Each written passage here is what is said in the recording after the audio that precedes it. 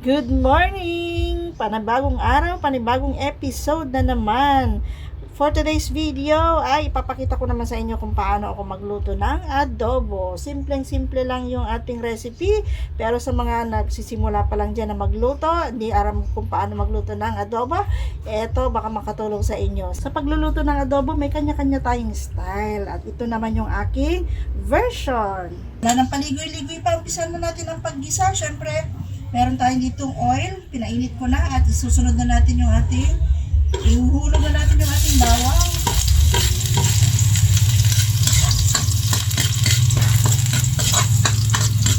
At pag brown na yung ating bawang, sunod na natin yung ating sibuyas.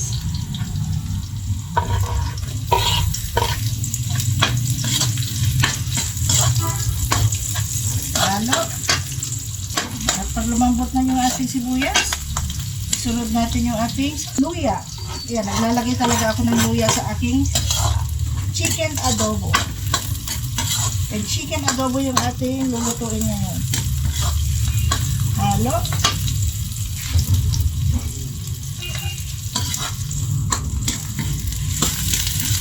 Alam niyo bang ito yung isa sa natutunan kong lutuin. Yung first time kong magluto nito ay nung bagong sama kami ng asawa ko. Kasi madali lang siya. Tinuro lang ng nanay ko and then ginaya ko lang. Hanggang sa katagalan na yan. Na-perfect na natin yung ating adobo. At pagkatapos natin mag-isa yan, syempre lagyan na natin yung ating chicken. Ayan yung ating chicken.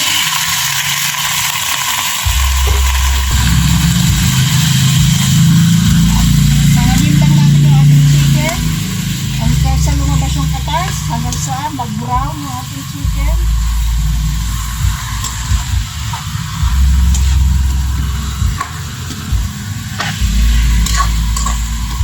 Ito ay isa sa paborito ng aking pamilya. Siguradong taob na naman ang ating kaldero nito. Ayan, pag nagisa natin, palang muna natin, at babalikan natin yan maya-maya. Check natin. Halo. Ayan, lumabas na yung sarili niyang katas. Pasensya na po sa ingay. Dahil nasa tabi tayo ng kalsada. Ayan, paigaan lang natin ng kaunti. Tsaka natin isangag-sangag hanggang sa mag-brown na yung chicken. Tsaka natin lalagyan ng recados. Pan ulit. Balikan natin.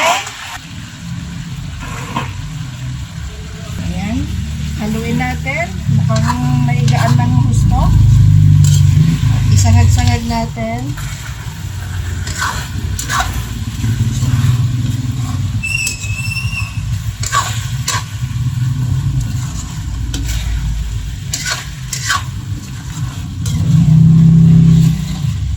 Medyo nag-brown-brown na siya. Pwede na nating lagyan ng ating sangka, ng ating mga pampalasa. Unahin natin syempre toyo.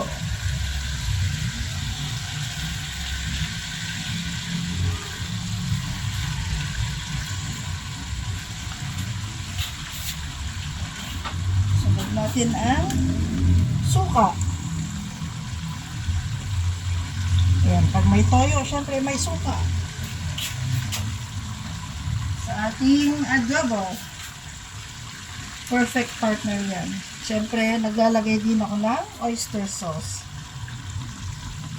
Pandagdag ng linamnam sa ating adobo.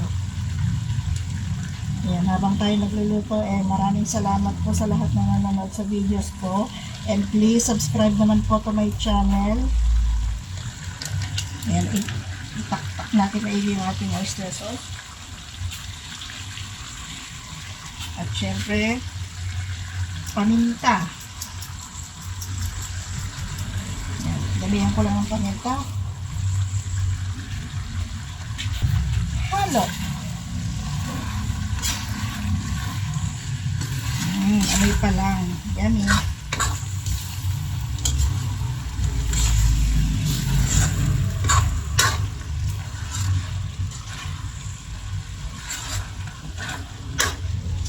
Ang gusto ko sa adobo yung medyo nagmamantika talaga. Yung hindi siya masabaw. Yung nagmamanti-mantika yung kanyang sarsa.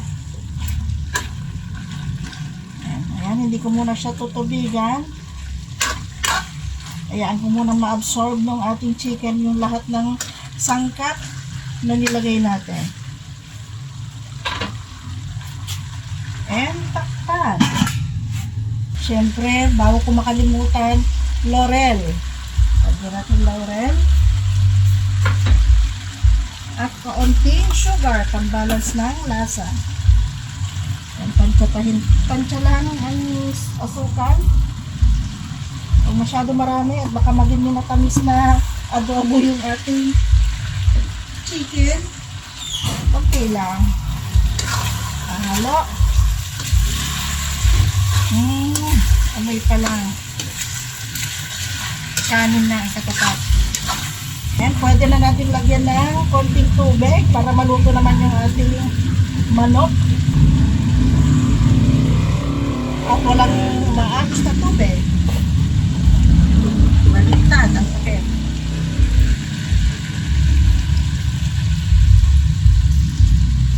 Yan. Yung sapat lang na maluto yung ating manok.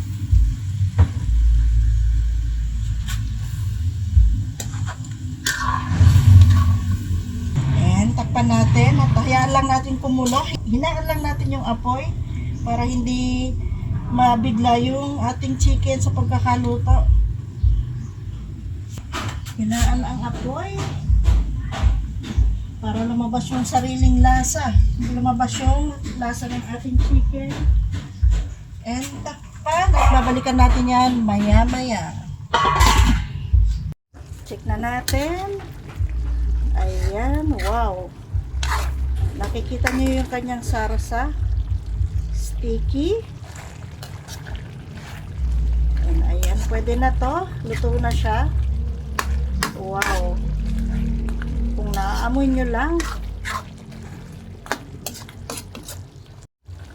And ayan, iserve na natin sa table. Nakahanda na yung ating kanin doon.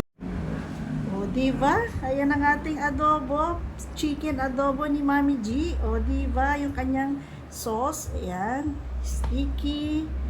At tingnan naman, mapapa-unli rice ka na naman dyan. So maraming salamat sa inyong lahat, sa inyong panonood. Sana may natutunan kayo sa ating recipe for today. Simple pero ubod ng sarap. That's it, everyone. Kita tayo sa susunod na episode. Bye!